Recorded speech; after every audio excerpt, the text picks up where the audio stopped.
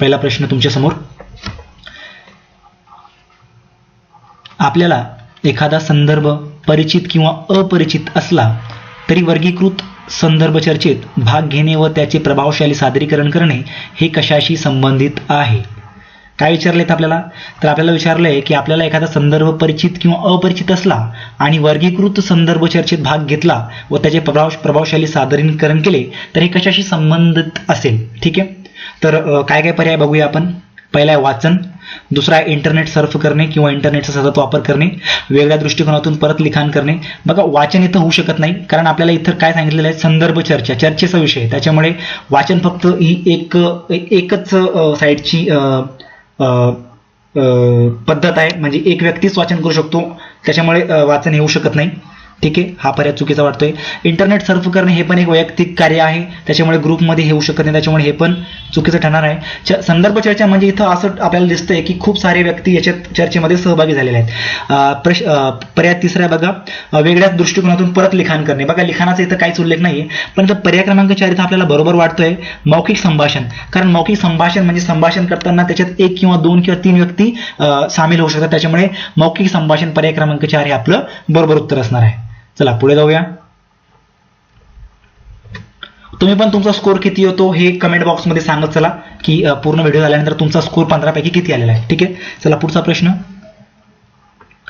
एखादी विद्यार्थिनी बारकाईने वाचते म्हणजे ती काय करते?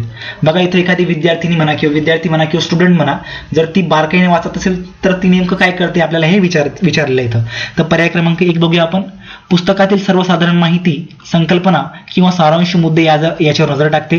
ठीक आहे. दुसरा बघूया, विशिष्ट मुद्दा किंवा विशिष्ट माहिती घेते, नको असलेली माहिती वगळते. ठीक आहे. तिसरा पर्याय बघूया, संबंधित माहिती वाचून तिची लेखी स्वरूपात नोंद करते. ठीक आहे. आणि चौथं बघूया, वाचताना माहिती समजावून घेते, सूचित अर्थ समजावून घेते आणि माहितीचे संयोजन करते. बघा हा पर्याय आहे तो पण एखाद्या वेळेस बरोबर वाटतो, हा पण बरोबर वाटतो, हा पण बरोबर वाटतो, पण सर्वात जास्त बरोबर वाटणारा पर्याय हा पर्याय क्रमांक 4 आहे, कारण याच्यात पॉझिटिव्हिटी जास्त आहे आणि याच्यात 3 मुद्दे इथं क्लिअर केलेले. बघा माहिती समजावून घेते, सूचित अर्थ समजावून घेते आणि माहितीचे संयोजन करते, त्याच्यामुळे पर्याय क्रमांक 4 हा खूप म्हणजे बरोबर आपल्याला उत्तर वाटतो. ठीक आहे, पुढे जाऊया.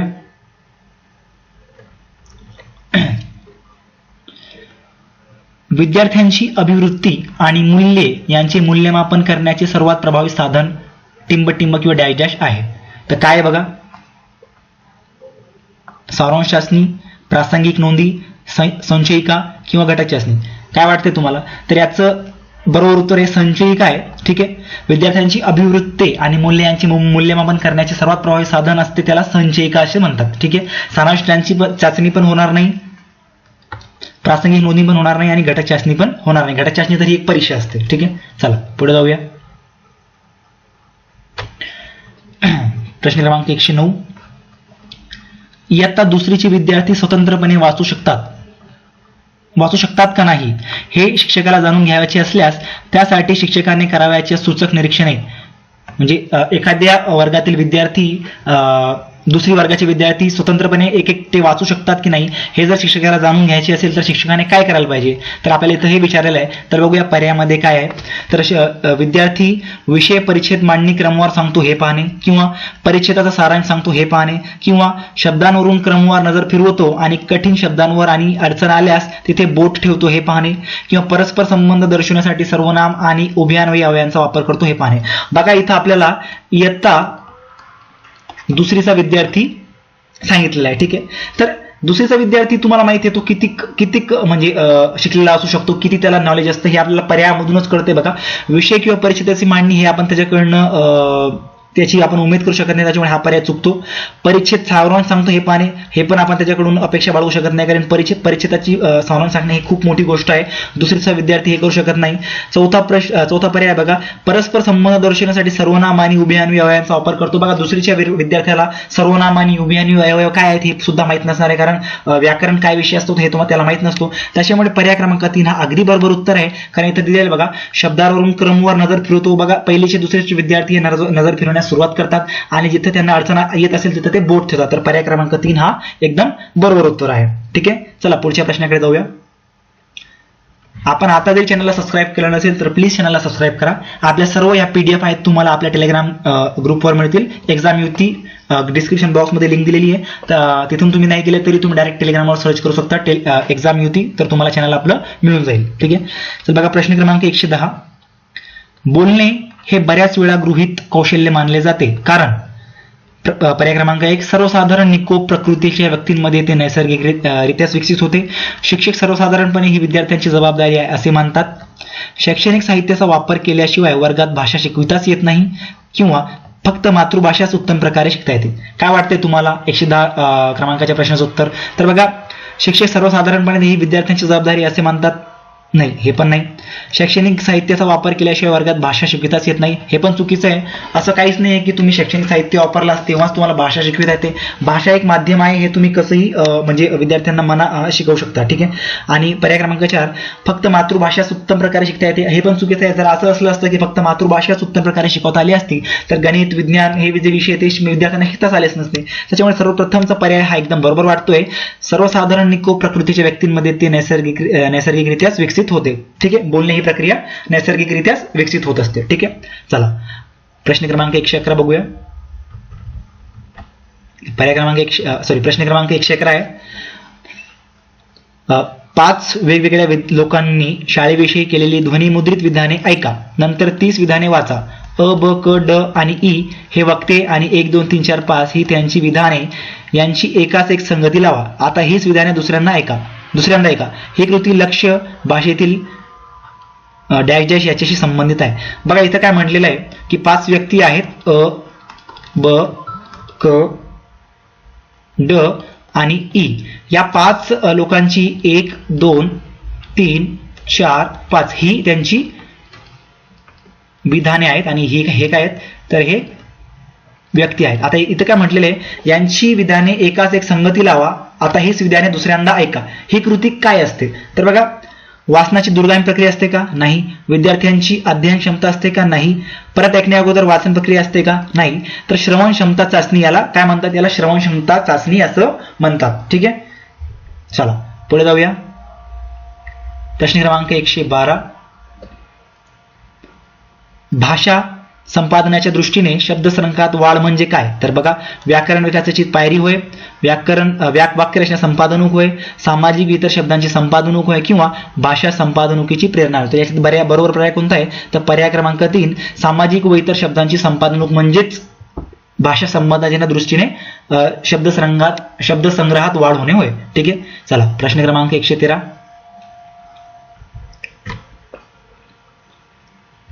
वर्गात पाठ्यपुस्तक, चित्रे, ॲनिमेशन आणि ध्वनी यांच्या सहाय्याने शिकविण्याच्या पद्धतीस टिंब पद्धती असे म्हणतात. तर काय म्हणतात? उपदेशपर स्पष्टीकरण म्हणतात की स्वयंशोध म्हणतात की पाठ्यपुस्तकामधील चित्रमय स्पष्टीकरण म्हणतात की मल्टीमीडिया बहुमाध्यम म्हणतात. तर काय असेल आपलं उत्तर? तर बघा, आपलं प्रश्नाचं उत्तर असेल मल्टीमीडिया बहुमाध्यम. कारण उपदेशपर स्पष्टीकरण हे पण होऊ शकणार नाही, स्वयंशोध पण होऊ शकणार नाही किंवा पाठ्यपुस्तकामधील चित्रमय स्पष्टीकरण सुद्धा होणार नाही. कारण याच्यात आपण चित्रे पण वापरलेली आहेत, ॲनिमेशन पण वापरलेलं आहे आणि ध्वनी हे पण वापरलेलं आहे. या तीनही गोष्टी या मल्टीमीडिया या प्रकारामध्ये मोडतात. त्याच्यामुळे पर्याय क्रमांक 4 हे आपलं बरोबर उत्तर असणार आहे. चला पुढे जाऊया. प्रश्न क्रमांक 114. मी जेव्हा व्हिडिओज अपलोड करतोय तेवढे जरी तुम्ही केले, व्यवस्थित पाहिले आणि त्याचे नोट्स वगैरे तुम्ही काढले नाही, फक्त PDF आपल्या टेलिग्राम ग्रुपवरून वाचल्या तरी सफिशियंट आहे. तुमचे 15 पैकी 15 मार्क्स कुठेही जाणार नाही. ठीक आहे. तर प्रश्न क्रमांक 114 बघूया. आधुनिक अध्यापन पद्धतीत व्याकरण शिकविताना डॅश डॅश यावर भर दिला जातो. तर आपल्याला इथं विचारलेलं आहे बघा. तर कोणत्या पद्धतीवर भर दिला जातो? बघा, व्याकरण विषयक नियमांचा सराव किंवा वर्गीकृत संदर्भात वाक्याचा आकृतीबंध किंवा काळ रचना, द्वितीय भाषा शिकविण्यास सुरुवात केल्याच व्याकरण शिकविणे किंवा काळजीपूर्वक व्याकरण शिकविणे. बघा, काळजीपूर्वक व्याकरण शिकवणे हे तर पर्याय बरोबर आहे. ठीक आहे. पण फक्त एवढंच बरोबर आहे का? नाही. तर पर्याय क्रमांक 4 इथं बाद होतो. द्वितीय भाषा शिकण्यास सुरुवात केल्यास व्याकरण शिकवणे हे पण चुकीचं आहे. कारण द्वितीय भाषा शिकवता लगेच तुम्ही व्याकरण शिकवताना सुरुवात केली तर हे बरोबर ठरणार का? नाही. ते समजणारच नाही ना विद्यार्थ्यांना. आधी त्याला भाषेविषयी माहिती तरी व्हायला पाहिजे थोडीफार. तर पर्याय क्रमांक 3 पण चुकतो. व्याकरणविषयक नियमांचा सराव हा पर्याय पण चुकतो. तर पर्याय क्रमांक 2 हा अगदी बरोबर आहे की वर्गीकृत संदर्भात वाक्याचा आकृतीबंध किंवा काळ रचना करणे. ठीक आहे. चला प्रश्न क्रमांक 116 कडे वळूया. 115 कडे. तर 115 काय म्हणतोय बघा, व्याकरण शिकविण्याचे मुख्य उद्दिष्ट काय? तर बघा, विद्यार्थ्यांची धारण क्षमता वाढविणे, विद्यार्थ्यांचे आकलन कौशल्य वाढविणे, शब्द उच्चार सुधारणे आणि त्यामधील अचूकता वाढविणे किंवा विद्यार्थ्यांचे संभाषण कौशल्य वाढविणे. तर बघा, प्रश्न क्रमांक 115चं उत्तर आहे विद्यार्थ्यांचे संभाषण कौशल्य वाढवणे, कारण या पर्याय हे तिन्ही पर्याय याच्यात मुळत नाही. त्याच्यामुळे पर्याय क्रमांक 4 आपलं अगदी बरोबर उत्तर असणार आहे की व्याकरण शिकवण्याचे मुख्य उद्दिष्ट हे विद्यार्थ्यांचे संभाषण कौशल्य वाढवणे आहे. चला प्रश्न क्रमांक 116 बघूया.